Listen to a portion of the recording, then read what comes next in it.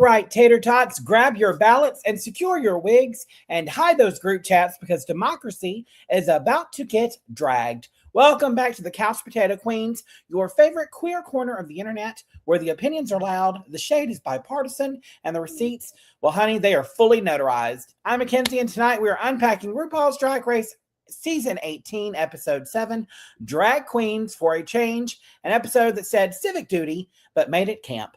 Joining me tonight is a panel with a political pundit and a professional drag detective, Joey. And the mics are hot. The workroom is already on fire. So smash that like button, subscribe if you nasty, and settle in because this recap is about to filibuster, flip, split, and sashay. Let's get into it. Hey, girl, hey. Oh, it was nasty this week. We're back to that old drag race where we're talking about nasty shit. We're not censoring. Nasty. What'd you think of the episode? There were like 4 breeding jokes. I loved it. Like, I love that we're back to the whole show just revolving around being a parody of something else. Like, it feels like this is even though there's a lot of queens this season, it still feels like a back to basics season. Like, if you lose the lip sync, your ass is going home, which we'll see. Like, it's none of this, oh, well, we're gonna save you by doing a double sachet whether you deserve. Nope, bitch, you're going home. Yep. Yep. All right, let's get started with our episode today. Let me put us up here. So yeah, we start off the episode with the queens sitting around and chatting about what happened last week, and Mikey Meeks is pressed. Do you blame her? God, no. Like, I'd be pressed too. Like, dude, she one of the most creative burlesque number we've seen in probably 4 or 5 seasons, and she ended up in the bottom. And we'll get to rate a queen and the receipts and all that, but it does show. Yeah, and I mean, yeah, I don't blame her either, because it would have been one thing if they actually based the entire thing off of merit, but they did not base it off of merit, as we saw. And, you know, I wouldn't be mad or pressed if it was based off of merit or what you perceived as merit, but just because you wanted to play the political game with it, yeah. You okay? We've done this, I was counting it up, 3 seasons now. I had to think about it. We've done Rate a Queen. It's our 3rd Rate a Queen season. Plus, we did it on an All-Stars, too. We've never gotten a shady version of it so far, other than plain Jane doing her thing, and it didn't even affect the outcome. It was just a good television moment. This is what they have been wanting them to do since day one. They wanted this moment. I think Rate a Queen benefited from them all getting to know each other first, so that there was a chance that they wouldn't base it on performance, so that you would get this kind of gaggy moment of who's your good Judy and who's not. And part of being a queen backstage is there's always that one queen that she may not be the best, but all her sisters love her. She's going to get booked because she's fun to work with.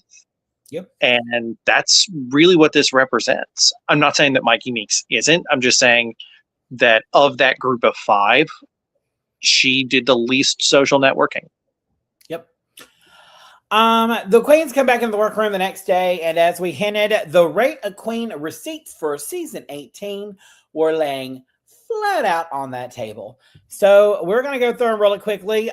For part 1, Juicy Love Dion was in first place, followed by Mia Starr in second, Nene Coco in third, Darlene Mitchell in fourth, Vita Von Teese Starr in fifth, and Sierra Mist in sixth. Again, we talked about this before, but those rankings are shocking. The fact that the fact that some people were as high as they were when they shouldn't have been is, crazy to me. Vita Von Teese Starr should have been a complete bottom, especially over Sierra Mist, but we talked about that last week. We found out that for everyone who voted Juicy, Pretty much everyone voted Juicy in first, except for Kenya, who voted her second. No real shock there. I think she actually deserved hers, there. We go on to the second place, and everybody was all over the board. We had Kenya putting her in first, Athena second, Mikey second. Then we have Discord in third, and Jane in fourth. A lot of Miami there. There's a lot of Miami there up at the top. And a lot of Florida there at the top. Or sorry, I meant Florida in general. But yeah, you know what I meant. Like there's a lot of Florida up there voting other Florida queens at the top. Yep. Nini Coco third. We have no first place for Nini Coco. Plain Jane put her second, Mikey third, Athena and Kenya put her fourth, and Discord put her in fifth. Yeah. Interesting. I don't really think she deserved to be placed in fifth. Like I could see fourth. I could even see the second and third, but yeah. But no last, which meant she was guaranteed not to be in the bottom because 0 people rated her last. Yep. And fourth place, we have Kenya and Mikey putting Darlene dead last, which I find fucking crazy. And then Athena and Jane put her third. Discord put her second. Discord helped pull her from the bottom, really. Athena and Jane, as much as everyone talked about, it's Athena, the Athena Dion alliance, it's the Miami. All of her ratings have been very consistent because she's right there with Jane Don't, who did not play this game. Jane Don't did not play this game, and she's right there with her on every single one. So, not to sing Athena's praises too much, but like these older queens, and it's Athena, it's Jane, it's Discord. Like there's a consistency amongst the older queens I'm noticing on these ratings. Fifth was Vita Von T Star. Athena, Jane, Mikey all placed her fifth. Discord placed her fourth, and Kenya placed her third. That third is shocking, and even for that, and the funny thing is, I don't think Discord was trying to play games there. But that goes back to I really wish they had put them dead center in the front so they could see exactly what happened instead of it just being kind of to the side. Well, Discord placed her fourth. I mean, that's pretty low. But Kenya going third, that was wild. But it is a game. It is a game, and we now see how it was played. Yep. And then Sierra Mist. We have 3 people putting her in sixth. Kenya putting her in fifth, and Mikey putting her in fourth place. No real shocks there. Going on to the part 2, Jay Don't was in first place, Athena was in second, Kenya Pleaser in third, Discord in fourth, and Mikey in fifth. Let's see, Jane Don't, she had 4 first places, 1 second place, and 1 fourth place by Mia. That fourth place spot there by Mia, that was some shady shit. Juicy, for some reason, is consistent. Of course, she's going to put her mama first. Like, there's no question there. But I'm starting to see a pattern, or I'm starting to see a storyline emerge with Juicy. Yep. Second place is Athena. Juicy placed her first. Sierra, Mia, and Nini placed her second, and Darlene and Vita placed her in third. Again, not super shocking there. And I would say she had one of the better talents out of, it was entertaining. It was oompa. What I did notice here with the only hanky vote that I think was there, I don't think Sierra liked it as much as she said she did, but I also think she was terrified of having to lip sync against a Miami queen. She did not want to do any of the 4 Florida queens, Discord, Mia, Juicy, and Athena. She wants nothing to do with them. Yep. In the bottom. And third, we have Kenya Pleaser getting 1 in each single spot. First, second, third, fourth, and then 2 fifth place spots. I do appreciate that Juicy at least for the most part, seemed to vote pretty fair. And then Nene, placed her in 5th, which both accurate. Darlene's is accurate. So Mia and Vita and Sierra, those 3, those are some shady bitches because she should not have been placed all that high. Next we have Discord Adams. Mia placed Discord 5th. Sierra, Nene, and Vita placed her 4th. Juicy 3rd. Darlene 2nd. And then last, we have Mikey, who had Darlene, Via, and Sierra placing her 5th, Juicy placing her 4th, and Nene and Mia placing her 3rd. This is the only one where I think maybe it's Juicy's personal tastes, where it's the only one I think she got wrong. Yeah. Maybe it's a lot of these queens' personal tastes. It's the younger crowd. I mean, the first group was significantly younger performers than the older group, and this younger crowd wants flips and splits and cat pow, and that's not what you got out of Mikey. That doesn't mean Mikey didn't serve talent. It doesn't mean Mikey didn't serve camp. Yep. RuPaul enters and they tell the queens that it's going to be a political challenge for the week. They're going to be teaming up in pairs, and they will be doing political issue campaigns.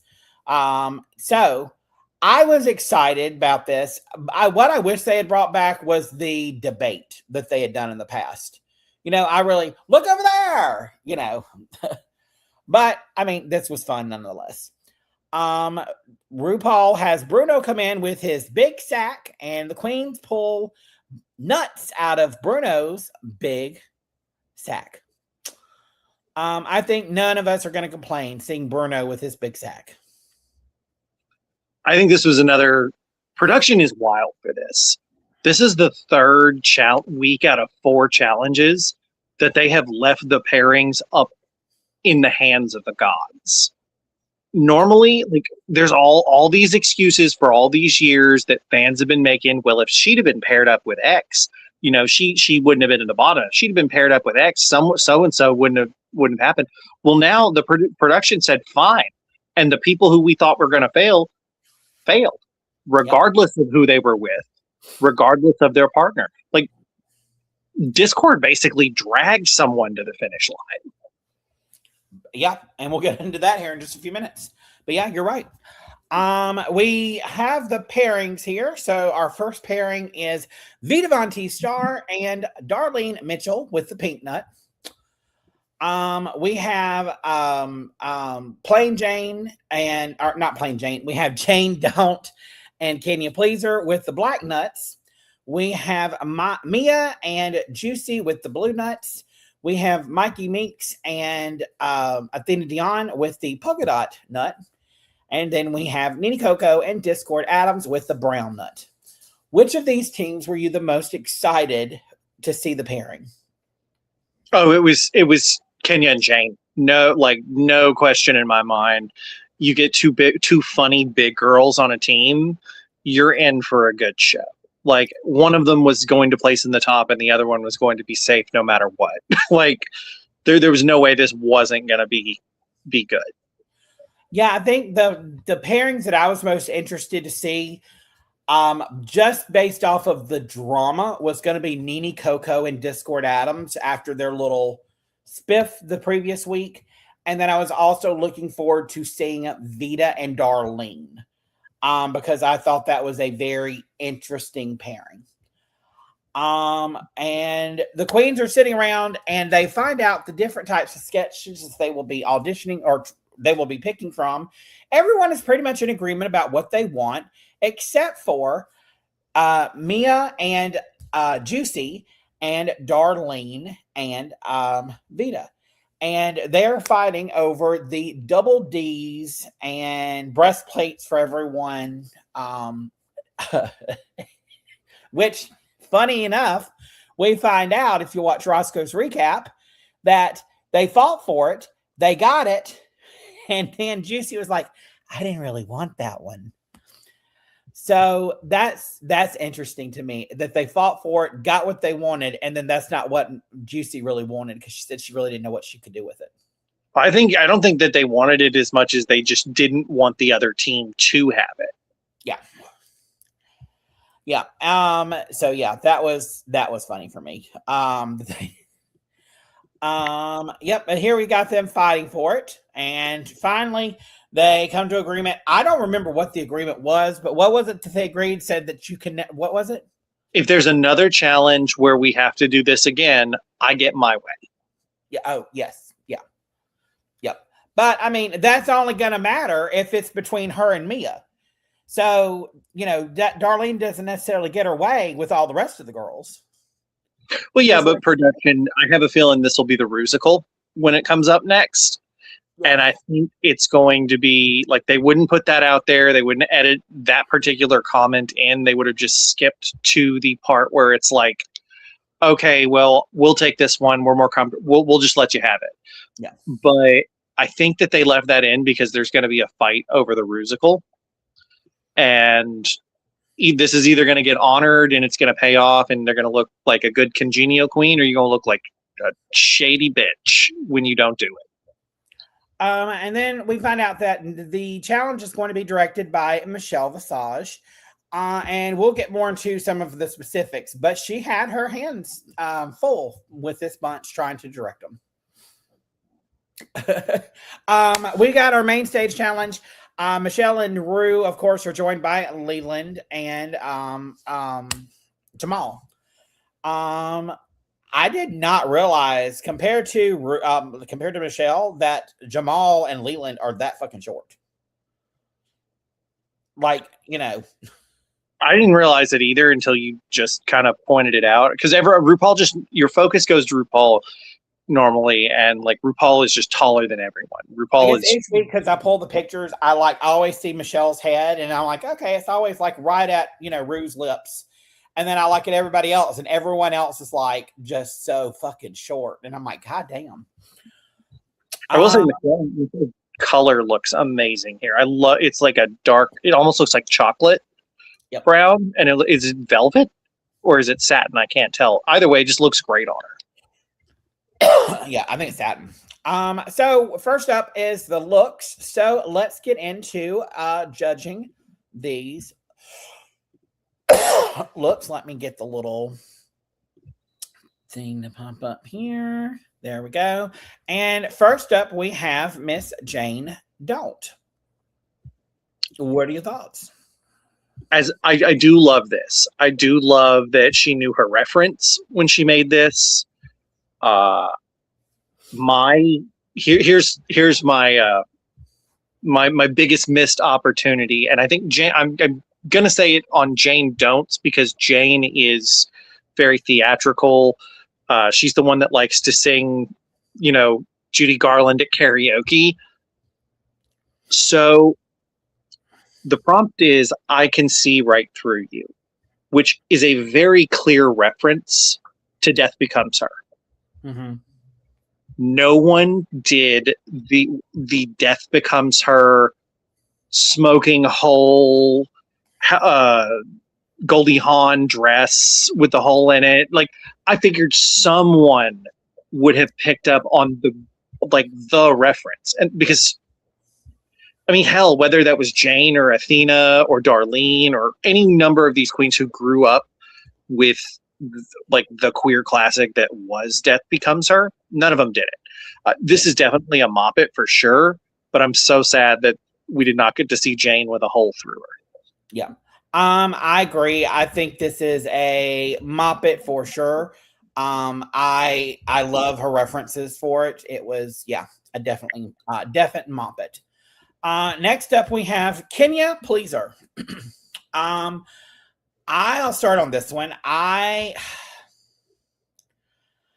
It's cute, but it to me did not fit the brief at all. Like, I'm going to say 80% of the looks did not fit the brief to me whatsoever. It's a see-through dress. How revolutionary is that? I also just don't like, I don't know if it's just because of the Is it anime references, or I just don't get the look. I don't like It's the look. JoJo Siwa for sure. Huh? I think it's JoJo Siwa as a reference. Oh. Okay. Um, popcorn pass. It's not for me. What do you think? Same. I do like how it fits her. Like, she does tend to know what fits her, and I like it. Although she does kind of, with the way that the fabric stack looked like a layered wedding cake in some of the shots. So just because of the way that the pattern of the clothes is like clear line, clear line, clear line. It's a popcorn pass. It's not terrible. Like, I don't think anyone like had anything worse than last week. We'll get there. I may change my mind after looking at them in a still shot, though. Yeah. Next up we have Miss Juicy Love Dion. What did you think? This is a moppet. Like, it was very close to Slay of the Day. She does seem to be allergic to hair. You can see like a little bit of a higher silhouette. I know she's a small petite girl. That's kind of her thing. But I would like to see her in like just a big wig and a big gown and just looking fucking glamorous. 100%. This is a definite moppet for me as well. I like the coffee filters thing. Anytime that you get the comment that you should wear this on the, for a Met Gala, that is a very high compliment. I'm like you though. I want to see just a little bit more drag. Like, I don't know. I don't like the headpiece. But other than that, gorgeous. I love her makeup in this. I love her body in this. And I hate those fucking shoes. I hate those fucking stripper shoes that have the rhinestoned on them. But other than that, I mean, I would mop it. I couldn't wear it because I'm too fat, but I'd mop it. She bothered to rhinestone them at least. Even if they're ugly, she put in effort. This is true. Next up, we have Miss Mia Starr. What'd you think? I love it. I love when someone doesn't follow what everyone else was going to do. Everyone else was like, I'm going to do a sheer look. And she said, no, bitch, I'm going to come out here with a big old pair of glasses, and I'm a sucker for a prop. I'm going to mop this. Yep. I agree. I would mop it. The only thing I wish it maybe this part right here, the shoulders were a little bit bigger. I wish this was over exaggerated a little bit. And I wish the hair was a little bit bigger as well. Do you remember Alyssa Edwards in season 5 had a green dress that had them big old shoulder? That with these glasses, that would have been phenomenal. Yes, 100%. Yes. Yep. Next up, we have Miss Darlene Mitchell. I loved this. She was the only one that had kind of like a see through you type of moment, even though it didn't hit the reference point. I thought it was campy. I thought it was fun. I love the RuPaul's remark, I can see your coccyx. This is a moppet for me. Same here. Like this, she did get the reference. I mean, she referenced a different queer classic for sure. Like, this looks like the opening to Rocky Horror, with them standing there with the board, and it's so cute.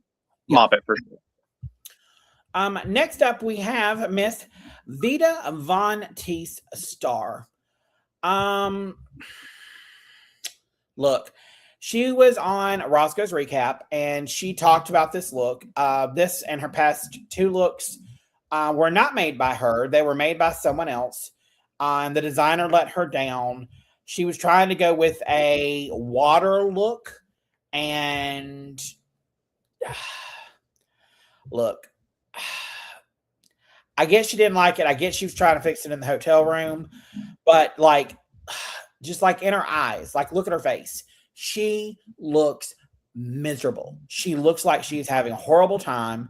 She looks like she hates the look, which she probably does, but it's your job to sell it. And so for me, this is a hot trainee mess. I wouldn't go that far. I love the headpiece. The headpiece, I mean, I think that saves it. But I've called her out about her makeup. Here, I fucking love her makeup. I love that I can see her eyes, all of that other stuff. I forgot to say that, but yeah, go ahead. I was saying, yeah, between the makeup, her neck jewelry, which is not the same, but she does like, you can tell like her style is that be drag. She likes a big neck piece. She likes some jewelry, and I respect that. Would I wear this? No. Is it a mess? No. Or is it a mess? Yes. But it's not quite to the level that I think I can't say that it's just a popcorn pass. That's all it is. Next up we have Miss Athena Dion. What do you think about Miss Athena? She do look old. She looks like, but she looks old in that like stretched Effie from the Hunger Games. You don't know how old she really is, but you know, like she's giving like very stretched face with this, and I think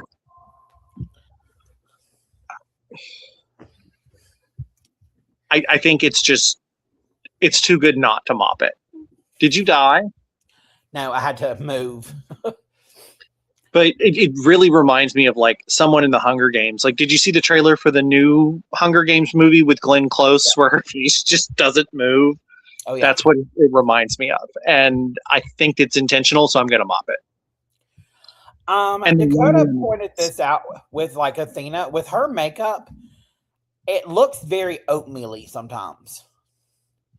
And I noticed that really trying to take these pictures. Like, y'all, I try my best to get screenshots from all of this stuff, but it's like really hard because sometimes these queens move. One of the things I love about Juicy is when Juicy is performing or doing anything, she gets very like boop, boop, boop, boop, boop. She hits her marks. And like you can photograph or get stills of that, but like these other queens are messy. I did not like this. I felt like it aged her. That has been one of the things that we have said about her constantly is like whatever she wears, everything just ages her. She looks like she's a golden girl. And that's not a bad thing, but she's also not that old. So I wish I could see her in some things that make her look her age or give her a little bit of youth. Is it gorgeous? Yes. Would I wear it? Yes. So for that, I'm going to mop it. Something else about Athena that I've noticed when you brought up her makeup. She's been doing this a long time. I think she paints for the dark. That's not a shady thing. I think she paints for clubs because she works clubs. She's not necessarily like a queen that's painting for a well-lit pageant stage, or she's a queen that's, you know, painting for bedroom drag. Right. That's a thing. Like there's painting in the dark, painting in the light, and there's HD makeup, which they need to learn. Yeah. Yeah. She paints for performing in a. Yeah. And that's, I think, one of the reasons, like, well, we'll get to Juicy here. No, well, we've already done Juicy. Hold on, let me go back. But like, look at Juicy's makeup in comparison. Like how that is HD makeup right there. And she's been on TV before, so she understands what she looks like on TV, and she knows how to paint for HD. But some of these other queens really need to learn that. And it's not saying that they're ugly or horrible, but it's just that little bit of polish just makes you pop on stage. You know what I mean? Yeah, because if I was looking at this in person and I was at the back of the club, or even if I was like in the front row, not necessarily right up close to her face, this would look good to me. But yes, I have the spotlight's going to wash out a lot of that dark, and it's just going to even it all out. Next up, we have Miss Mikey Meeks.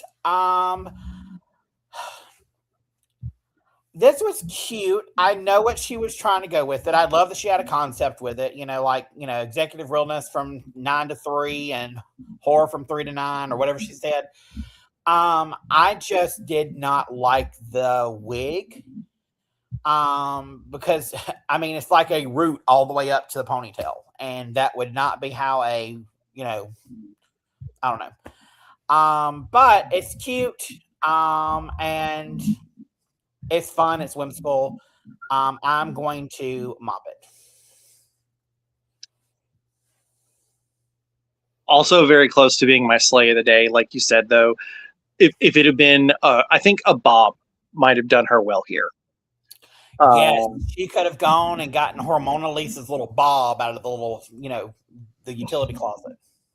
I think a bob could have done her really well here, but the choice she made, she could have made any choice when you're wearing this clear thing, and it's all about accessories, and I think she chose the proper accessories.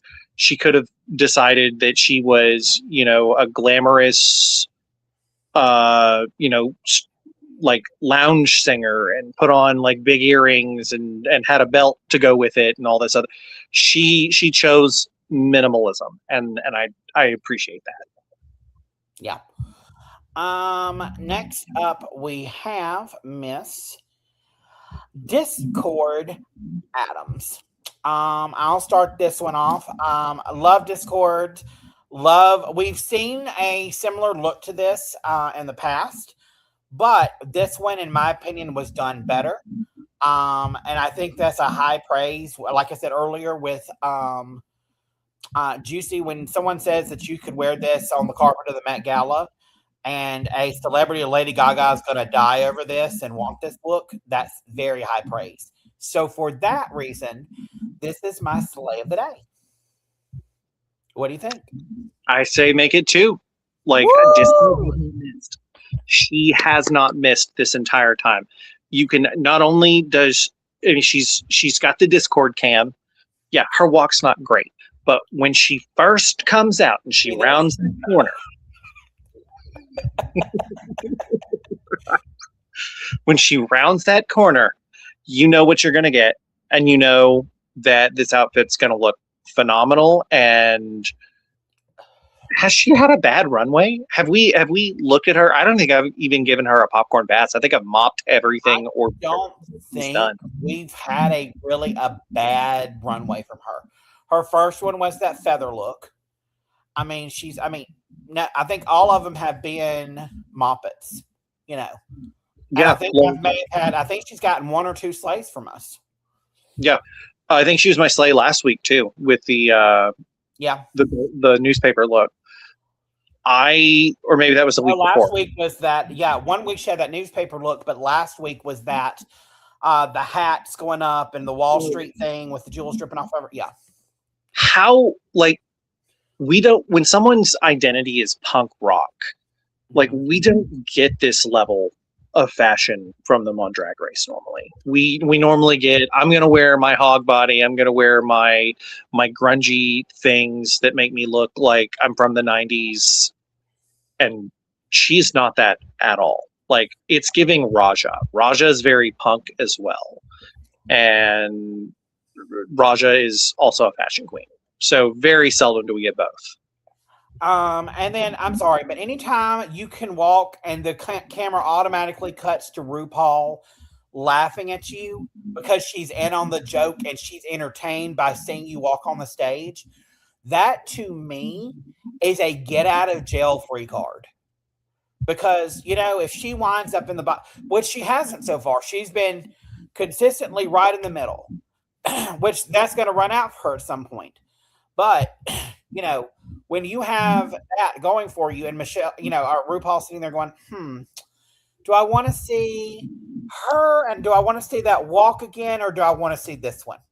Let's go with the walk, and then for future All-Star seasons, RuPaul's going to remember, let's bring back the walk. She may not remember her name, but she's going to be, let's bring back the walk. Yeah, because, Discord is lucky. I wouldn't say lucky, sorry.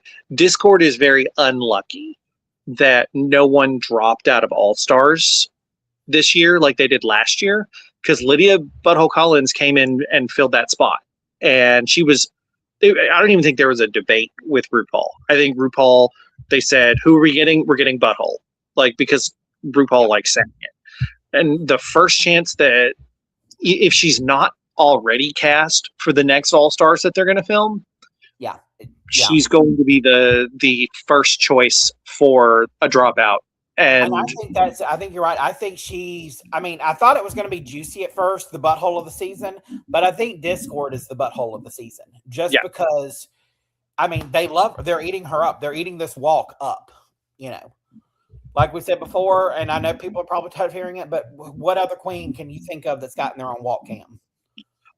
River Medway in UK, when she did the point, and she would just like go to the end of the runway and she'd point with the little cone. But US version. No one. It's just Vivacious, and that's it. Vivacious is the only other one. Yep.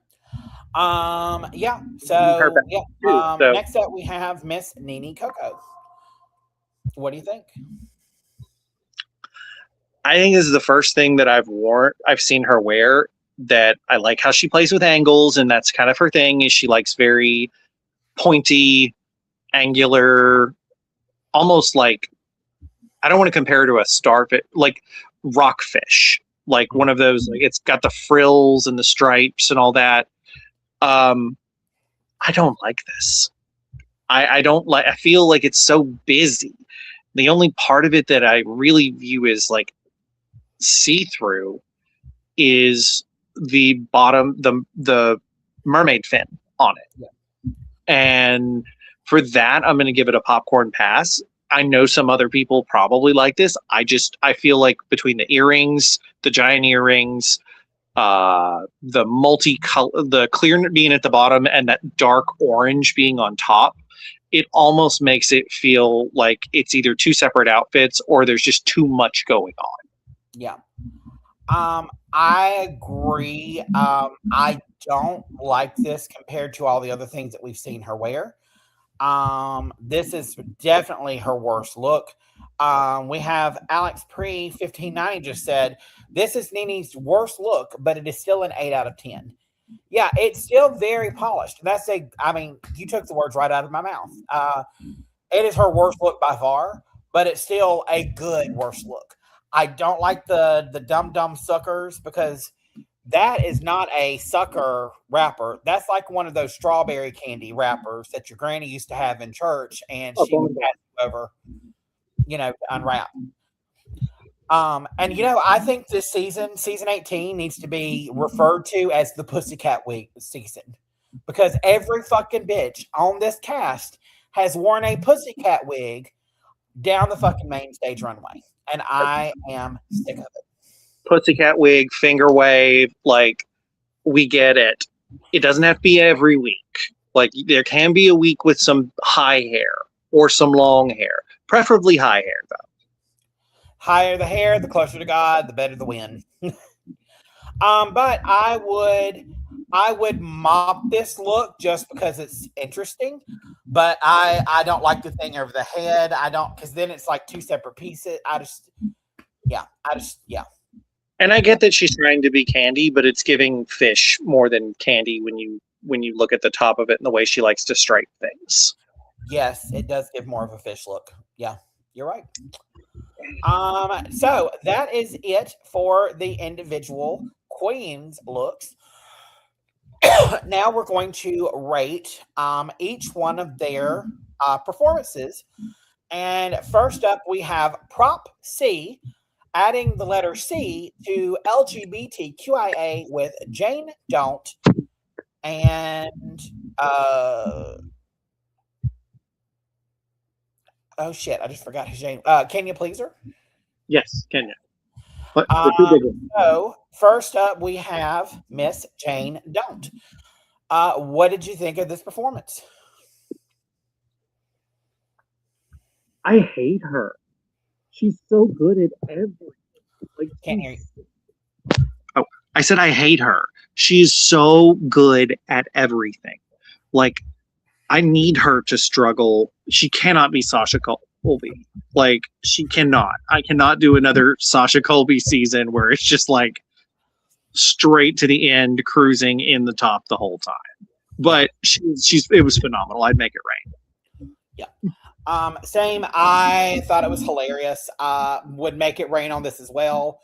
I love that she understands the assignment and she understands that it is okay to be the butt of the joke and it's okay to be ugly and campy and fun. I mean, she just no notes. I fucking love everything that she does. They wrote the scripts too, didn't they? Yeah, they had to write their own scripts. Yep. Yeah. Next up, we have Miss Kenya Pleaser. I love Kenya and I love Kenya's personality. I understand what she was going for here. And I mean, I'm sorry, but anytime you're paired with somebody like Jane, I mean, it's difficult, to meet her standard. I would have tipped it a couple of dollars. I know Jane said that she was getting a few laughs, but I didn't get that through the edit. But she did a good job. It's not like she did horrible. And I was entertained by it, so I would have given it $1. What about you? I'm gonna make it rain because this brought me back. This felt like season 5, like they were making fun of season. They even did. They made fun of like Roxy Andrews and her "I hate clowns, I hate funny people" back when she was younger and didn't have kind of the experience in the diversity of the drag scene. She was a Florida queen. She kind of had the same mentality that you'd probably find in someone like Morphine or in Juicy. Yeah. And they made fun of it. They made fun of all of like the drag dynasties in general. Like, you've got the Davenports, and she didn't say Davenport, but she may have actually. But like she just kind of like made fun of like all of these big tropes that you see on Drag Race with I'm a pageant queen and I demand high glamour and high this and you better be able to do that. It was she got to play the heel, like, and I feel like a lot of these did well. They kind of followed my wrestling roots. You got a baby face and you got a heel, and you got to know which you are. Both are going to be entertaining. So as long as you fill your role, you've done your job, and I think she did. Yep. Next up, we have Prop Double D making pattern, tits, and lace fronts mandatory for all drag queens with Mia Starr and Juicy Love Dion. First up, we have Miss Juicy Love Dion. And look, how can I be nice about this? You can't.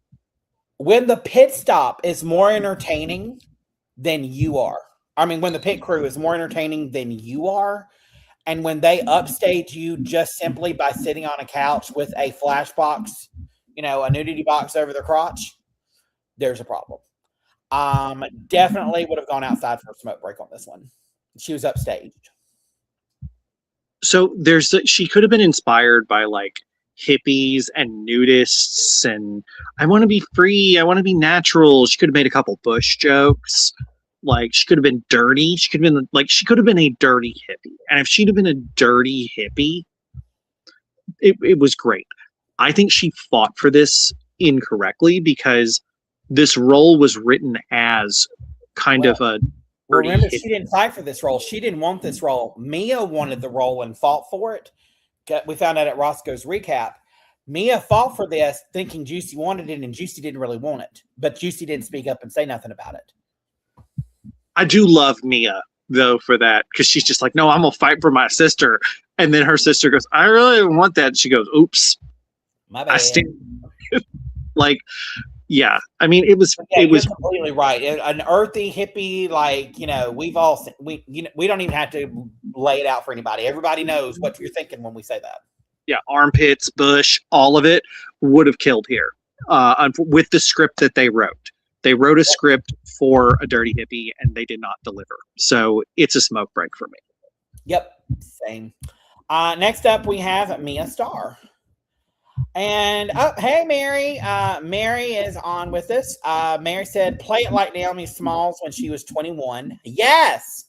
Or, you know what? She could have played this as, oh my God, I just forgot her name. Winner. did the Boogeyman and All Star. Evie. You played this like Evie. Yes, Evie Oddly. She could have done like an Evie Oddly thing with it and been like, yeah, man, like kind of just anything. Mary also asked, where's Dakota? Dakota is in the process of getting furniture for her home. They've always had furniture, but they got rid of it and getting some new ones in. And the only time that they could get it moved out was tonight. So she was not able to be here. Hopefully she will be back soon. Yeah, good to see you, Mary. But yeah, let's move on to Mia Starr. What do you think about Mia? I can't even look at it. Like, oh my God. She looks like a Shar-Pei. Like, the hair is very much, it is giving like preacher's wife in a church where you are tithing. Only God can do it. Only God can. Yeah. Like, the hair is good. The face is terrifying. The face, she is the heel of this. So it works. I think the script could have been better. I'm going to tip it $1 just because the look captures what she's going for, even if the script doesn't. So she was able to embody that. You know, what I wish she had done with her doing a church thing with it is I wish that she had done like Tim Fey Bay or something where she had like the blue eyeshadow on and been like, you know, constantly, you know, I just want everybody to be able to have teen old minutes like me. You know, I mean, just she could have camped it up a lot more than she did. But did I find it entertaining? Yes, I found it very entertaining. She carried this entire scene on her back. I think a lot of this could have changed if she'd have simply picked a new name for the character as well. Because then we stop viewing it as Mia Starr and we don't introduce yourself as Mia Starr. Just all of these people needed to pick a character name. Like Athena did, like Mikey did. Do not introduce yourself as I am and then says your name. You're setting yourself up for failure because then we're looking at you. We're not looking at this made up character. My name is Shanita Love a Cock and Shanita like a cock. You know, come up with some kind of name that's going to get Ru cackling. You know what I mean? But yeah, I would have definitely tipped $1. How did you say? No, no, this is a tip at $1. It's definitely not a smoke break. It was, the makeup is genuinely terrible. Yeah, she was entertaining. Like the first one, yeah. Next up, we have Prop for Real, ban all social media and look queens. And first up, we have Miss Darlene Mitchell. Bitch, this was a motherfucking make it motherfucking rain. Mary said, I think Athena and Mikey should have won together because for me, Athena did better than Mikey. We'll get to them in just a second. But yeah, with Darlene, this was fucking hilarious. I love how she did her first take and then Michelle was like, make it more kind of Jennifer Cool. And she's like, and she just instantly took that note and changed it and made this. And it was fucking hilarious. I would have made it rain and I would have probably gone to the bar during the number to get another drink so I could have gotten some more ones and I would have come back and made it rain on her again. I love this number.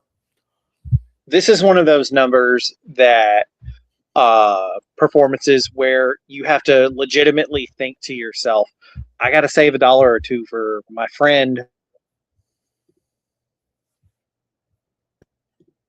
My friend's coming on stage and I'm going to look like an asshole if I don't have any money to tip her. She's going to remember this, but I want to give all my money. Like, it genuinely just like one of the funniest ones of the day for sure. And there were a lot of home runs and some of those home runs didn't get the credit they deserved. We'll talk about that. Yep. Next up we have Miss Vita Von Teese Star. What do you think, Joey? I think Vita was done in by ambitiousness here. Do I think Vita has the capability to be funny? She's a queen from Montgomery, Alabama. Very seldom do you run into a queen from down here that doesn't have a good sense of humor from down south. I think Vita planned her scenes poorly so that she didn't have the time to redo takes that she should have been able to redo because she just did not budget her time. And she was so concerned on getting a million different shots that she wasn't able to perfect the ones that were important. Well, I don't necessarily think that was the problem. I think the problem was, and she even said on Roscoe's, she did not understand the lingo. So she didn't understand, her scene cards. She did not understand B-roll. And so just for anyone who doesn't know, B-roll is a very basic thing. It's B-roll. It's exactly what it sounds like background roll. So it's the background shots, or it's little extra things to plug in while you're doing a voiceover. So, like, anytime you do something, the first thing they should have done is go in and say, okay, I'm just going to read this entire thing top to bottom so you can get the voice track of it. And then you lay out little different things that you want. And oh my God, Darlene tried to give some, critiques or try to give some information and try to help where she could. But I mean, it just wasn't enough. But yeah,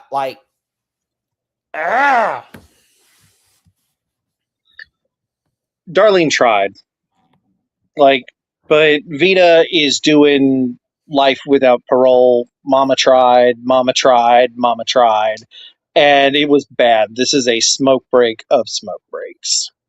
Yeah, this is so bad. And I'm saying it's a smoke break, but this is such a bad thing that I probably would have just left the bar. I'm like, I'm just done for the night. And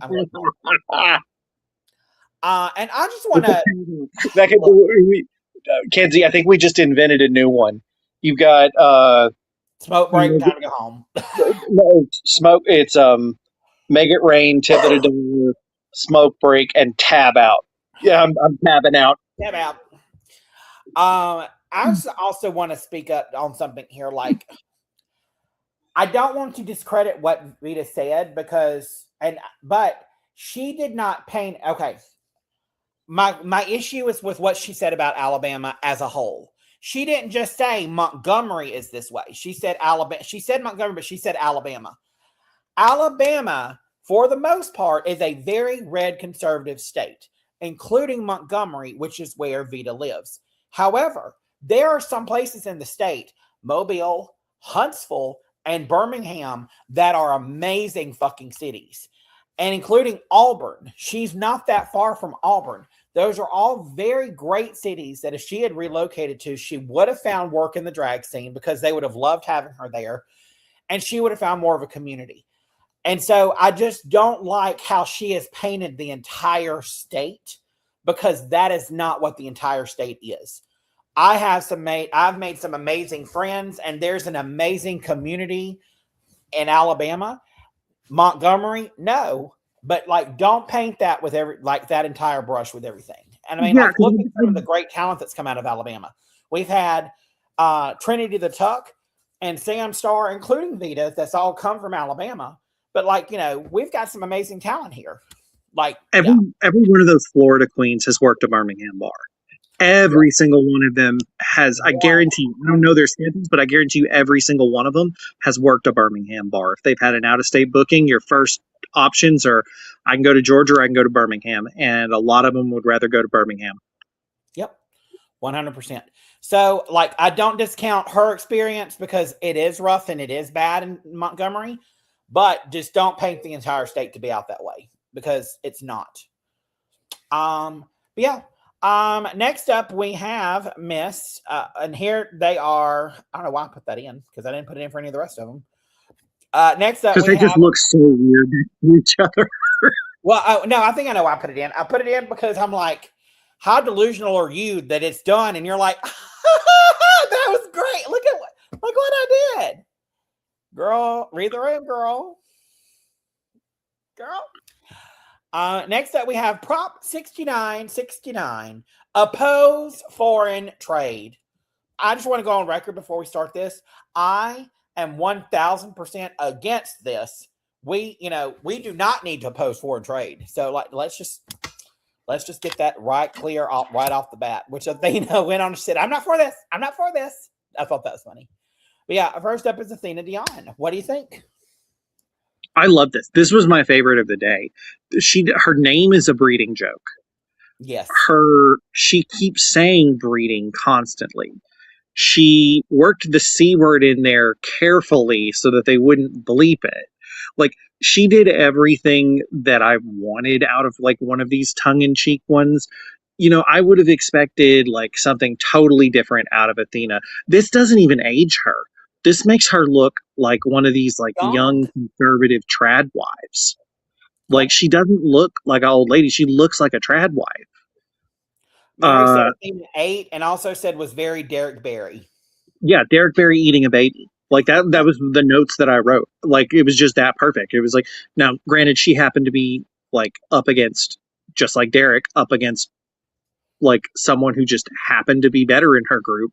But I don't think Mikey would have won had she not had Athena there to bounce off of. You cannot be the best baby face if you don't have the best heel. Yeah. Derek Barry won that challenge for Bob the Drag Queen, because it's like Bob the Drag Queen because I didn't need a fucking baby. And it's kind of the same thing here. Like, they were able to use Athena very well. Yeah. Just make it rain. Best of the day, in my opinion. Does not mean Mikey did not deserve to also win. Had this been, I wish that they would have double awarded this as a group. Yeah. I agree on most of those parts. I don't feel like this was the best of the day. But I did thoroughly enjoy it. I would have made it rain. She was so funny, especially all the puns that you were talking about. Very funny. Next up, we have Mikey Meeks. And with Mikey, the same as what you said before. I think Mikey was able to do so good because she had that to volley off of with Athena. I thought it was hilarious. I am all about foreign trade, just like her. So, I mean, yeah, make it rain on her as well. And the uncut joke it gets me, like, love it. Finger on Mike. Oh, the uncut joke too was just Yeah. perfect. Yeah. Yep. I completely agree. Next up, we have Prop Kiki ban Kai Kai between drag queens. First up, we have Miss Discord Adams. This to me would have been the top of mine. I love Discord's thing in this. I love that she looks like Wednesday Addams on crack. I love the whisper of it all. That was hilarious. This is a definite make it rain for me.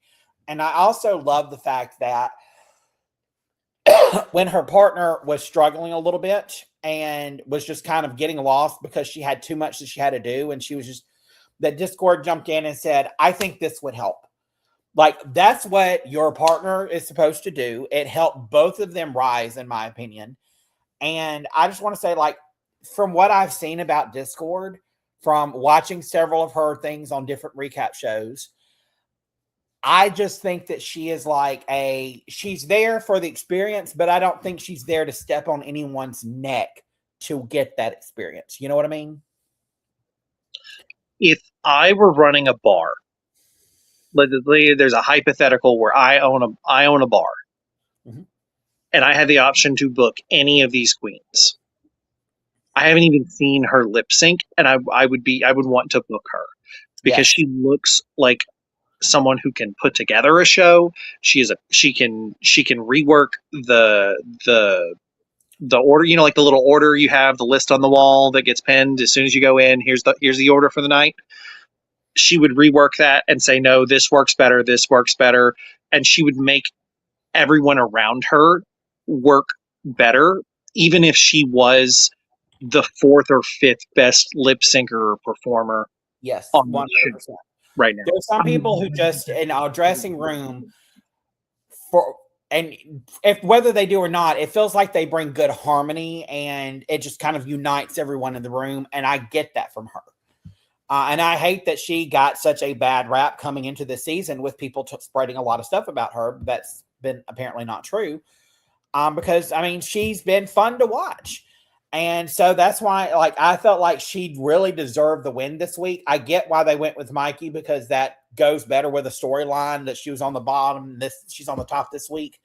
But let's be honest, Discord, like we said earlier with her looks, she's swinging heavy, and I mean, she's going to be the winner of all of this at the end because people are going to remember her. Yeah, no question in my mind. I do love how a lot of times with reality stuff, you'll see people who had those initial opinions and they'll stick to them to the bitter end. They'll find every reason to justify them. Not a peep about Discord Adams. These people all went, okay, we were wrong. We were absolutely wrong. Yep. Then let's see. Moving on to Nene Coco. Again, I thought it was interesting. I thought it was fun. I don't think it was as good as Discord's. I would have tipped it $1. But I feel like Discord like helped her out a lot, and she needed that. And made out with her. Which according to them was one of the driest kisses, and it felt like a cat's tongue. But you know, hold on. Like Mary said, Nene was meh. You having to plug in? No, the damn dog was in here. And Mary also said, I actually liked Mia's more than Nene. Yeah, I like Mia's more than Nene too. Yeah.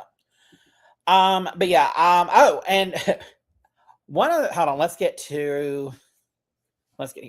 So one of the things I want to bring up, we talked about this a little bit ago, before we went on live. So if anyone watches Roscoe's recap, I was going to bring this up during Vita's thing, but I forgot.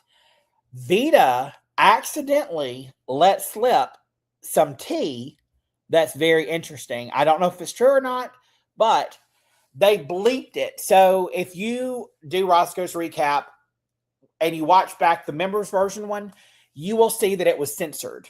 And there'll be something that says top secret information or something like that. So what she said is, yeah, I didn't get to see the queens again. After I got off the stage and I was eliminated, I just wanted to go back in real quick and give them all a hug and tell them all that I loved them. And I just, and they wouldn't let me. And they said, no, girl, you got to go. And she said, they did give them my love and all that other stuff. And they said, well, when was the next time that you got to see all of the queens? And she said, when we came back for the Lollapalooza SmackDown and we filmed the finale. And that filmed the finale part is what they said. Oh, no, you can't say that. Then about 15 minutes later, she made another comment and she said, yeah, and y'all will see in the finale. And they said, girl, So are they filming the finale? I think they've realized it's cheaper.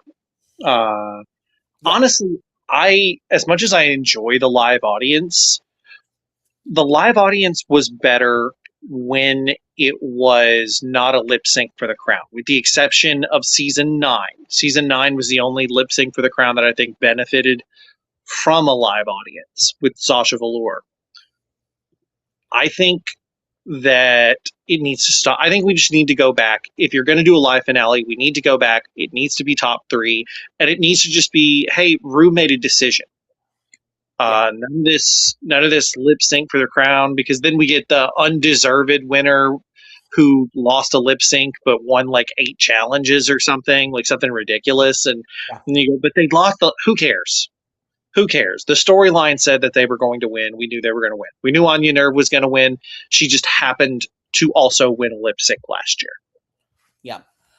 I will say I wish that was how it's going to be. I wish that they would not do it way back when or before they've done the promos. I wish they would wait till after the season is aired and then bring everyone back so that they've at least seen a large majority of what's happened.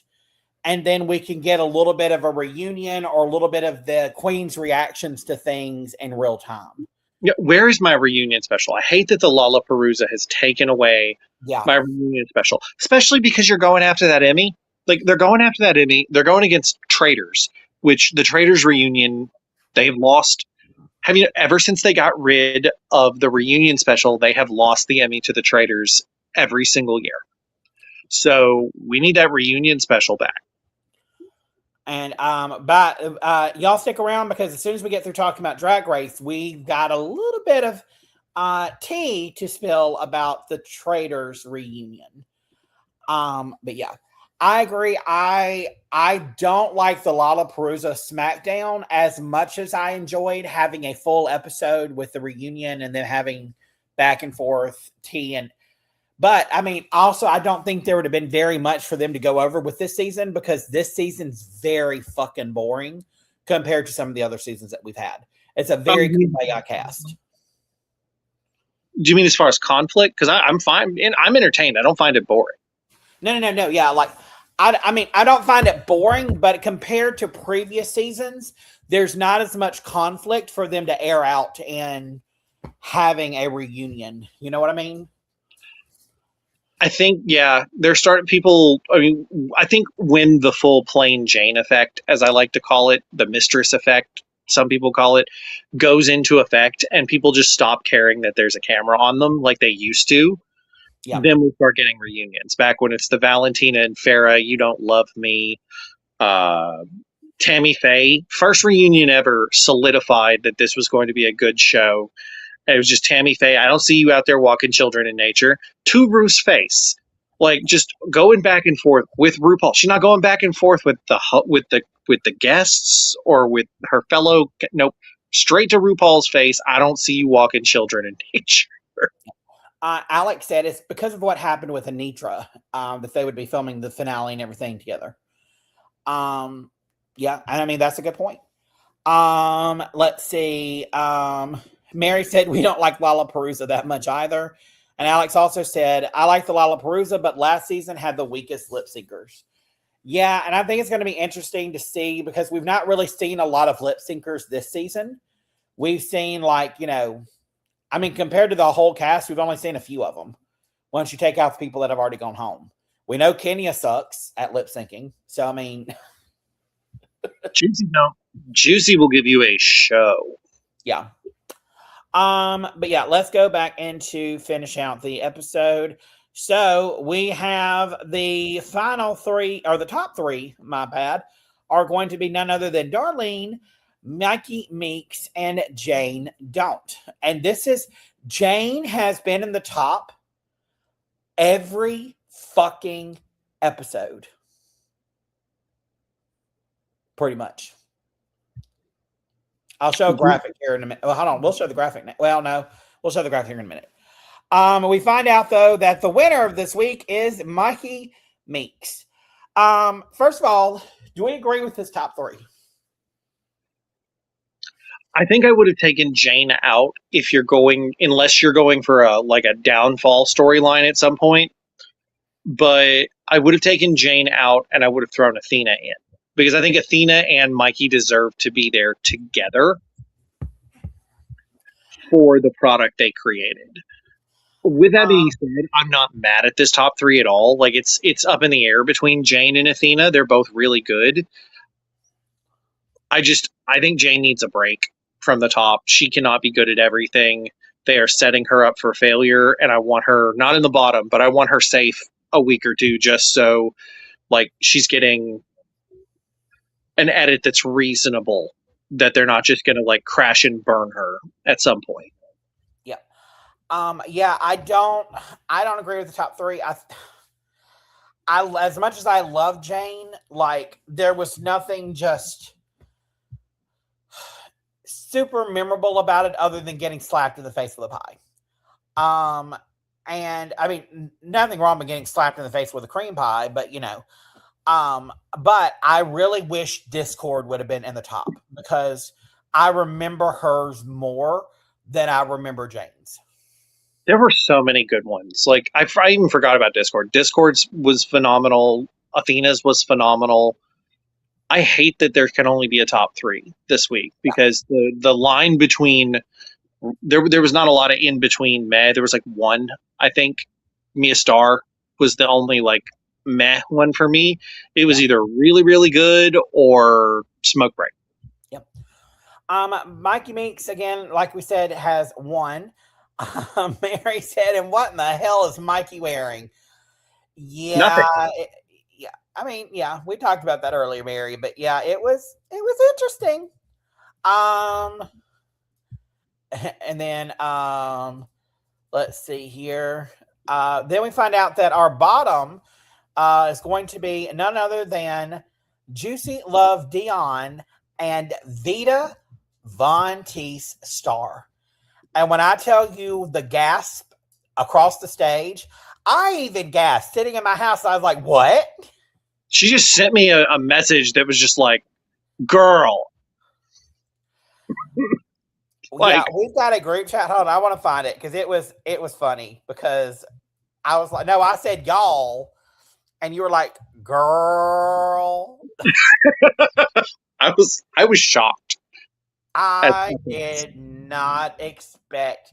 Like we're used to seeing, there's one or two that are good at a lot of stuff, but they just keep pushing them to, they're like, they just give them a pass.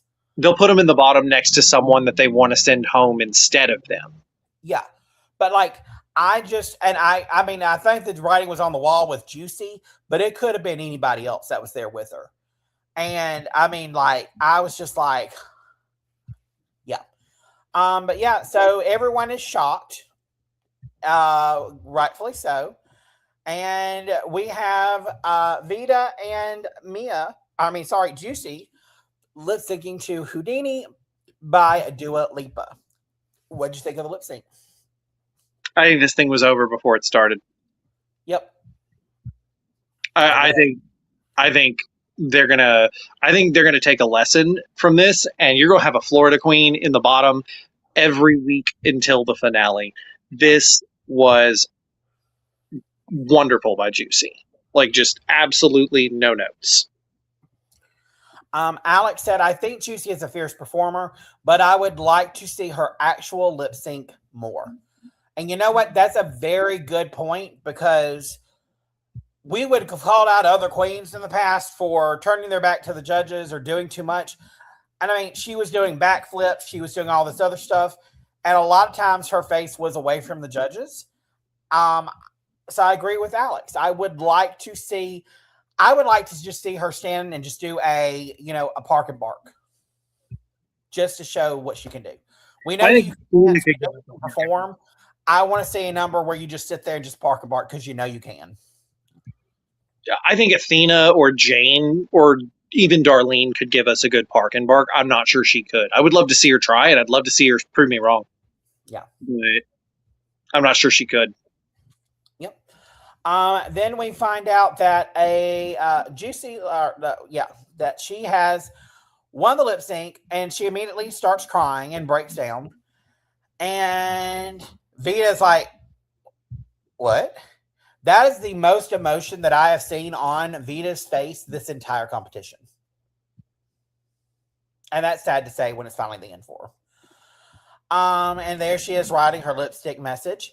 And untucked, we get this scene where Giselle Dion is sitting backstage sobbing hysterically because she sent home Vita. Bitch, get the fuck over it. This is the competition. Like, you can't be friends with everybody. I get that you feel bad for her, but girl, you got to get your head in the competition. And that's why I just don't think she's going to last very long, because, I mean, let's be honest. I think she's a great performer. I think she's gorgeous. I wish I could dance like her, and I wish that I had her fucking body. But this bitch only won the SNL things, or the RDR Live, by a fluke, because she had a good scene partner who worked with her. Mikey carried her for her to win. And there's a lot of acting things coming up, and I don't see her doing very good in them. I think that, I think we see why Rita Queen, the end of this episode. Oh, wait. I think Vita is fiercer than she came off, but she seemed to be in her head. Yeah. 1,000%. She was so quiet. But we do know that she's going to win Miss Congeniality 100%, because when she left that stage, every single person went, Vita, Vita, Vita, Ida, Ida, Ida. Like, we see why she did not place low in Rate a Queen. Those other queens, it had nothing to do with an alliance. It had nothing to do with strategy. They love this girl. And they do not want to see her in the bottom because she's a good person and she'd be good to work with. And that she's going to be booked. She's going to be blessed. She's going to be able to do whatever she wants. They'll probably get her back for an All-Stars. Sure. And especially if she wins Miss Congeniality. Every single Miss Congeniality has been back for an All-Stars or will be back at some point for an All-Stars. But she's just going to have to grow with some balls grow some whatever. You got to get some some extra shin on your skins, whatever, but you just can't take things so hard. Like, this is life. You have to keep on moving on, anyway. And we find out next week it's going to be Snatch Game, but it's going to be a new Snatch Game. It's going to be Snatch Game of Love Island. It's just think about this? They just keep adding words. It's like Snatch Game, and then it was Snatch Game of Love. And now it's like, we're just going to add one more word to it and create a whole new show. I think next season they're going to do Snatch Game of Love Island Games, and it's just going to be a Survivor Immunity Challenge. Like, they're just going to bring in Jeff Probst. It's going to have a Survivor Immunity Challenge. Maybe they'll do Julie Chen. And they'll bring in like one of those like big, we'll put them on the wall. We'll put drag queens on the wall.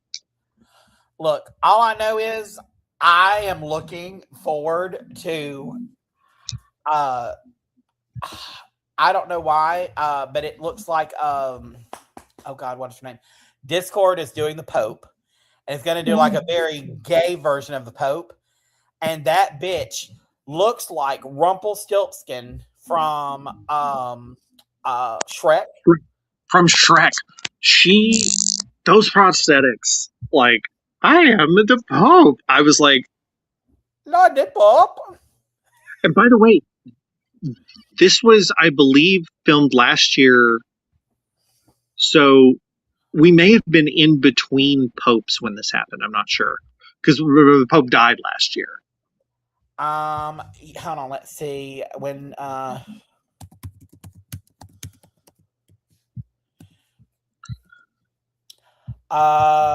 we already had a new Pope because the Pope had died April 21st of 2025. So when they filmed, it would have been the end of May. So they would have already had a new Pope. Yeah, but when she was putting together her Snatch Game, she wouldn't have known that. So she just had to go with a generic the Pope. Yeah. Because they've got their sequester week and the conclave. The second week of May. Was the conclave? Or was when it was filmed? Oh, when it was filmed, no. Conclave 2025 was May. The 7th and 8th of May. That was like right when they got there. Yeah. So there was no Pope when she got there. So she had to go with a generic Pope. And I think it's going to serve her well. Oh, yeah. And then here's some of our looks. So here's some of Vita's looks on What You Packing. I love the one on the left, and I love the one on the right, and the one in the middle is just a Janet Jackson knockoff. Play some Jackson for me. Huh? You've never seen that episode of Bar Rescue where it's like he's just like the drunk yes. Roner just going, play some Janet Jackson for me. Yeah, but I love the two looks on the end. Those would have been great to have seen on the stage. Then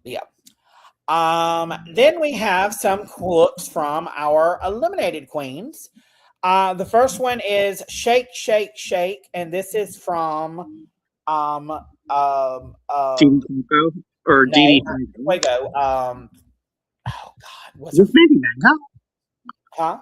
Yes, Mandy Mango. Thank you. Jesus. This is Mandy Mango's Shake, Shake, Shake look. Wow. Yeah.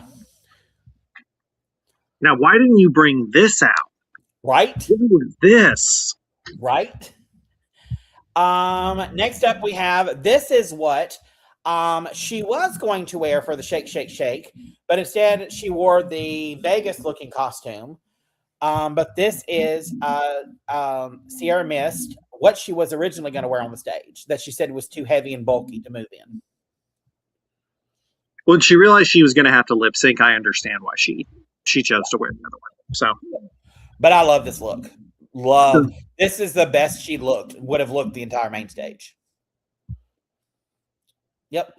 Next up, we have a Didi Fuego, and this was the current challenge, the I See Through You challenge. I love it. Looks good. And then this is what Sierra Mist would have worn for the I See Through You challenge. The outfit is tea, but the mug is kind of scary. Honestly, though, it's the best her mug has looked the entire, Yeah. I love the body in this, too. Like, she looks fucking sick in this. Love. It feels like a night. I really like how it does feel like a night. And here's everyone has been placing over the last few weeks. As I said earlier, Jane has been higher wins the entire time. Mikey was safe. Bottom and a win. The bottom we can't really blame her for, though. Nene Coco won at first and then has been safe. Kenya Pleaser has been in the bottom twice. Yeah. And the only other lows that we have are Juicy and Mia. So just based off of the rankings so far, my opinion is that Mia, Kenya, and Juicy are the next several ones that we, are probably going to be in danger. Just looking at the stats. Okay, Mia, safe, high. I think that they may give Mia like a kind of a downward edit for sure. Like she has kind of peaked with her win. Nene hadn't had a chance to be in the top in a minute. I'm not sure they'll give Discord a win, but I think that they have to. I think they started out wanting to give her like a Jan type situation because in episode 1 she voiced her displeasure with the judging. Yeah. But Ru likes her so much that she can't not. Well, and I think, if from what we saw, the Pope was hilarious from the, previews. So if that holds, then I think we're going to have a Discord win next week. Or if not a win, at least a high place. It's going to be hard beat Jane next week. I think Jane is the one to beat next week. But again, we didn't really see anybody else's looks, but just Discords. So, I mean, it's going to be interesting to see what everyone brings for Snatch Game. Yeah, I think maybe we might end up with a top 3 of Jane. And I really do think Jane is going to do Judy Garland or Liza, one of the two. Bosco 6 months ago was making fun of her Judy Garland in the best possible way. Like, so the line was, she's just going to be like one of those queens that goes to karaoke and does Judy Garland or something. And then Bosco goes, "Don't you talk shit about Jane like that." My only question is if she does that, I mean, then famously, of course, we've had Jinx Monsoon who's already done it. So, I mean, to me, that's setting yourself up for failure because you're always going to be compared to Jinx. Did you do it better than Jinx? There's never been a Judy and there's never been a Liza that has ended up in the bottom. In fact, almost all of them have either won or been in the top 2. They've been in the top 3. I think, no, not even almost. Every single Judy or Liza that has ever been done on Snatch Game has been in the top 3, if not won it. Yeah. So I think she's going to do. She's more likely to do Judy because of her size and that she's got that frame. Yeah. And the dresses she likes to wear. But I could see her doing Liza too, and I wouldn't bat an eye. Yeah. Then at this point, and then let's look at our rankings. And here's where we stand with the draft picks. You currently have one more that is still left in the game with Athena. I still have all four of mine. And Sam still has Darlene and Juicy and Kenya. And the Tater Tots have Mia. I think I've got a good shot at going far. I'm not sure I have a good shot at winning, but I definitely have a good shot of going pretty far. I think you've got a good shot of going far. I don't think I'm in trouble anytime soon. I think the next, my prediction is, and here's the thing, y'all know that I love spoilers. I've made it no secret that I love spoilers, but the spoilers for this season are incorrect. Yeah, they said Kenya was going home. Kenya was already supposed to go home, and Sierra Mist was supposed to go further, and Mia was supposed to have already gone home. So there are no reliable spoilers out there at the moment in regards to Drag Race. So, so when I say this only based off of the next coming up performances. Oh, and we're going to have this next one is a Snatch Game, and the one after that is going to be a Rusical. So based off of that, I am worried for Mia, I am worried for Juicy, and I am worried for Kenya, only because those three have been consistently in the bottom or low placing, and I just don't see those personalities shining when it comes to some of these other more seasoned queens, especially on something like Snatch Game. And you and I both know Snatch Game is usually the downfall for a lot of these younger queens, and I'm putting it in that category. If I see that baby ever again, I'm going to shoot it. Not Arietti. I'm going to shoot the baby. I'm going to find a way to suck the baby out of her soul. And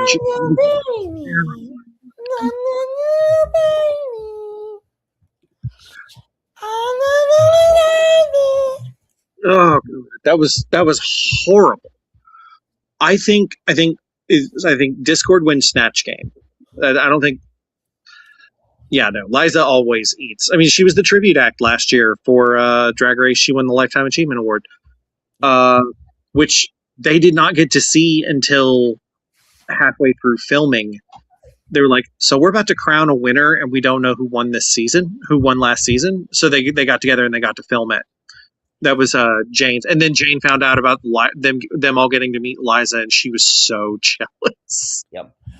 Mary said the Queens of Color make sense with the current administration. Yeah, that's a very funny. Well, I don't think they had a way of knowing when they filmed this time last year where we would be at this moment. However, I don't think we're going to get a Latino winner this year. I just don't see that happening. However, I feel like they will have a Latina winner for season 19, or at least for All Stars. There's going to be a Latina winner, because I feel like they're going to want to put that political statement out there. You may be deporting an ICE and blah, blah, blah, blah, blah, but here's a Latina winner that's representing, this big TV franchise. Also, have you noticed that Les Wexner bought Paramount? Or not Les Wexner, sorry. Wrong person in the Epstein files. Larry Ellison bought Paramount. We don't have the vote.gov dance at the end, and it's a midterm year. There's always been a vote.gov dance in election years. And we don't have that. So I'm a little... Okay, we are seeing like subtle... We did a political challenge, and we didn't even talk about registering to vote. Yeah. Yep. Yeah. So I mean, that is my guess on the next three that are in trouble. Who would you, going back and looking at this, who would you say are your next three that you think are the three that are the next to go? I can tell you the next three. I think Discord. It's not Discord. I think Discord wins the next challenge. I think Jane does not win the Rusical. I think Athena ends up winning the Rusical, and Jane's still in the top. I think Jane's just cruising in the top. She may pick up another win at some point, or she may willow pill her way to the end and just be in the top every week. Yeah, I don't think she's going to. I don't think Jane's going to make it to the end. I think they're going to. They're not going to Susie Toot this woman. No, I think they're going to cue her.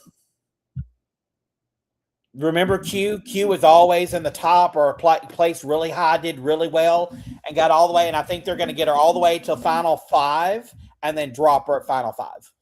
Well, that's what they did with Susie Toot as well. Yeah. Okay. Yeah. So Susie Toot. Yeah. Yep. Yeah.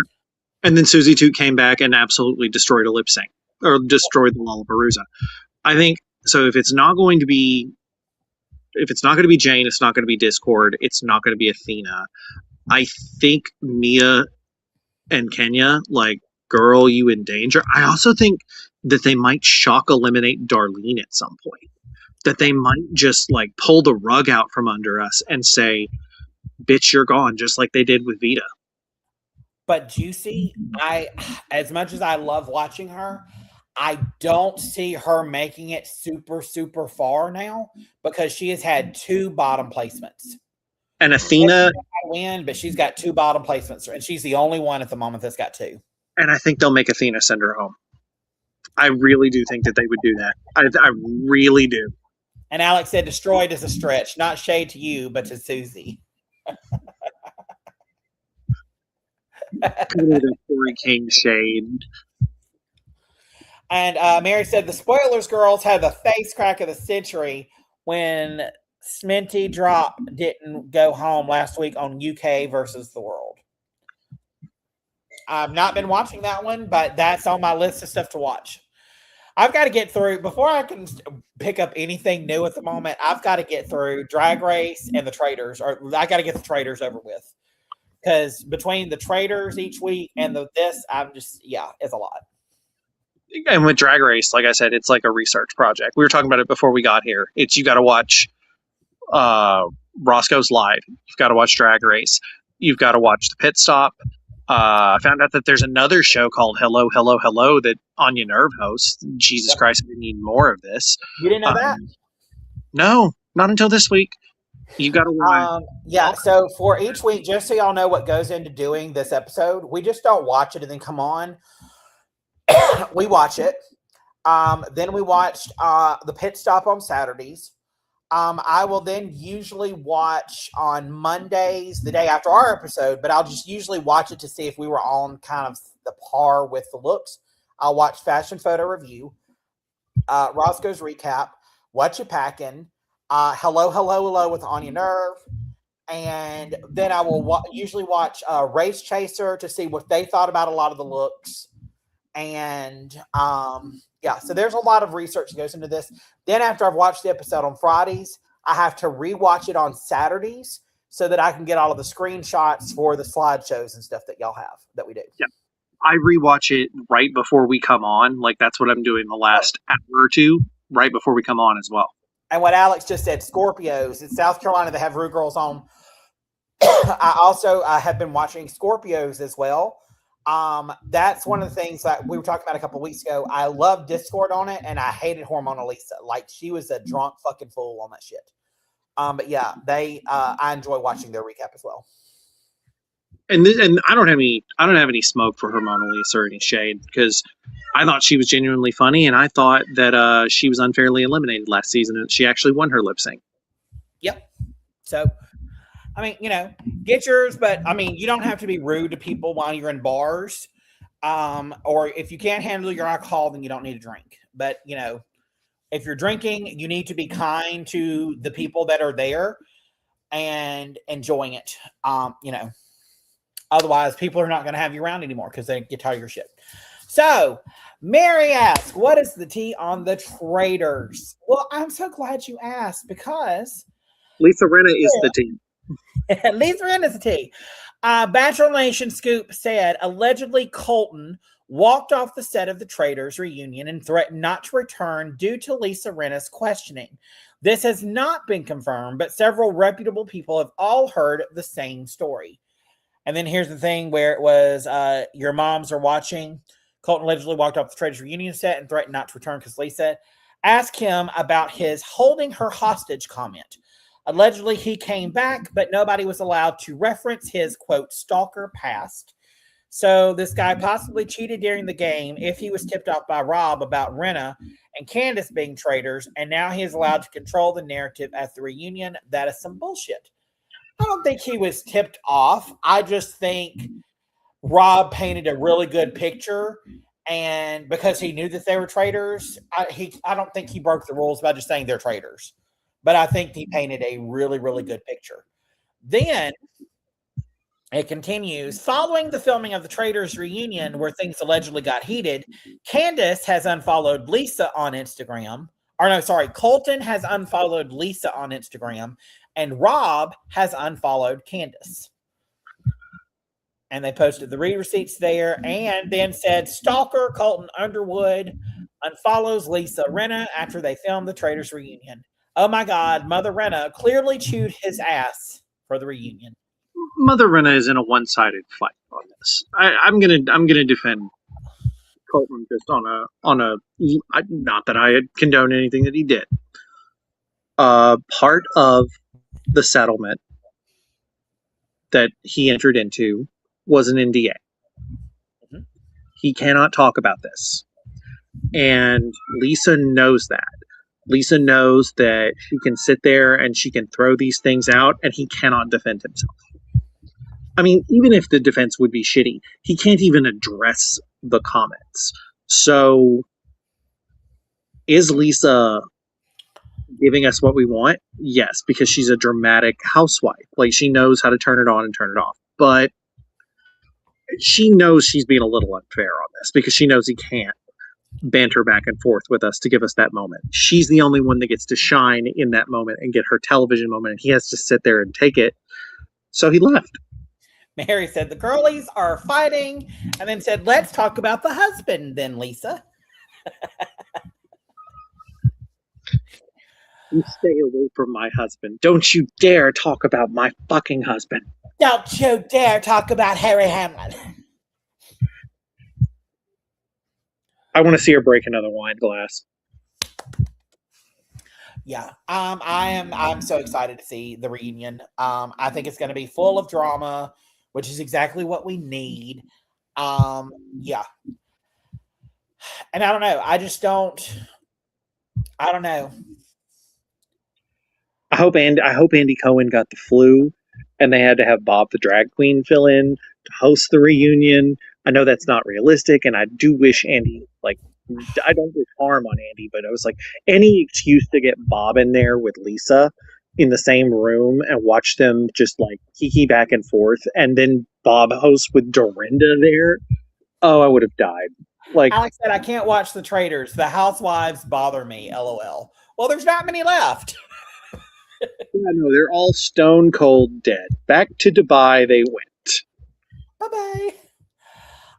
Yeah, and Mary said Andy's soft questions are not needed. Yeah, I agree. I would love to see Bob and Bob the Drag Queen and Boston Rob host the reunion.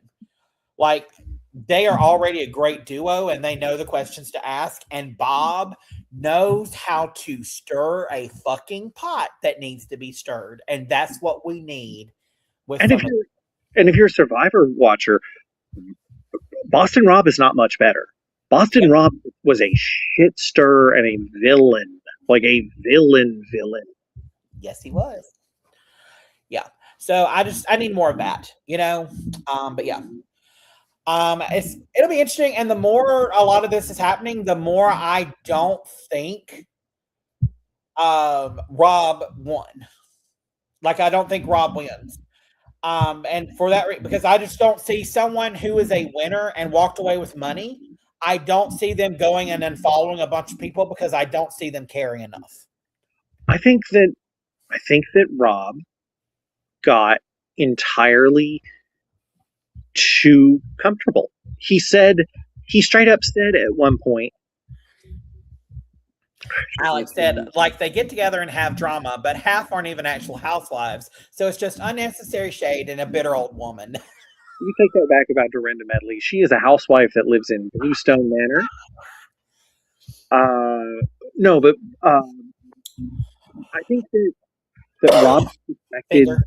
and I think that Rob and Lisa just expected, or Rob expected Lisa and Candid just to roll over and die. Like he thought he was entitled to that. He thought, well, you made a mistake in the game, so now you have to fall on your sword for me. Honey, that's not how it's played. Like even Cirie voted off both of her other all three of her other traitors, and not one of them felt the need to go after her at a round table, even though they saw her coming. Yeah. She managed them well in the turret. Cirie's social, all these people that are saying like Rob's the best traitor, Cirie's social game was so good that she betrayed all three of her fellow traitors, and not one of them still ever voted for her. Yep. Exactly. Well, that's about doing it for us. Do you want to talk about anything else before we go? Now that I know that, I think this is going to be the pattern with spoilers from now on, by the way, Kenzie, is they're going to give us the first couple correct just to hook us and be like, yeah, we'll get rid of our filler queens. Just so you know, these are your filler queens. Everything else here is bullshit. So stay tuned. And I think that's a good thing. I think if we know who the first couple boots are, I'm fine with that as far as spoilers. But now it's the Wild West, and there ain't going to be no more fingers in the air. No, not one for the rest of it because we don't know. Yeah. I mean, I feel like, they may have the last few correct, and I feel like they probably had the first few correct. And then outside of that in between, it's right now that it's been off for 2 weeks. Because according to the spoilers, 2 people are already home and they're still here. And so we know that didn't happen. Alex asked, did y'all review Versus the World? No, we did not. But we will probably be doing some things here in the future. We just kind of got to get through. The Traders is our busy thing right now. We will also be doing The Bachelorette with Taylor Frankie Paul, just because it's The Bachelorette with Taylor Frankie Paul. We've not done The Bachelor or The Bachelorette in quite some time. Thank you so much, Alex. I'm glad this is your first time tuning in, and I'm glad you find us entertaining. We've got several other co-hosts. Dakota, she will be back on hopefully soon. She usually is here. We have Alex. No, sorry, not Alex. We have Sam, who is on. He was one of our founders of the channel, and they are usually on, but they've had a lot going on this year. We have Josh and we have Frank. So there's about 6 of us, but myself, Dakota, and Joseph here are the main 3 that are typically around. We cover RuPaul's Drag Race. We cover RuPaul's Drag Race All-Stars. We cover the Traders.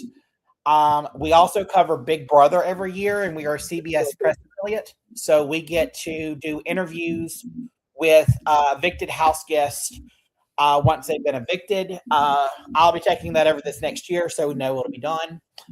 And then we're going to probably do 1 or 2 episodes, probably 1 episode about Secret Lives of Mormon Wives when the new episodes come out.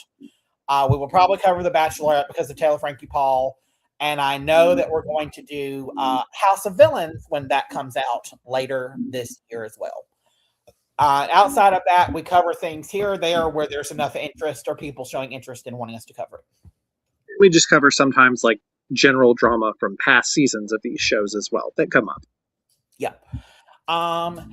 Let's see. Alex said, yeah, I've seen every Drag Race season worldwide and every BSSS season, so I love reality TV. I'll be around. Great. Glad you found us.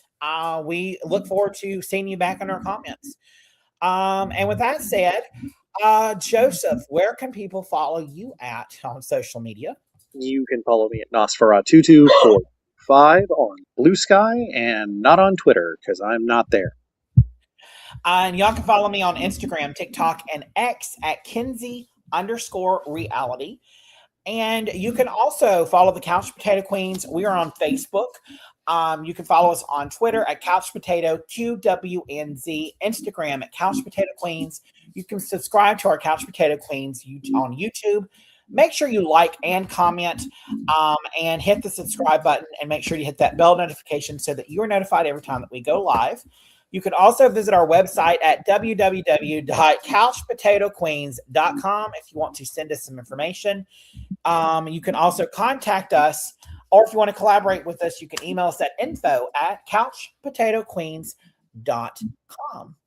But we will be back here on Thursday night around 9 p.m.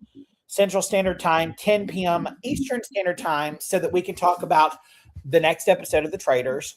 And then we will be back here next Sunday night, 7 p.m., 8 p.m. Eastern, so that we can talk about the next episode of RuPaul's Drag Race Season 18, Episode 8, which will be Snatch Game.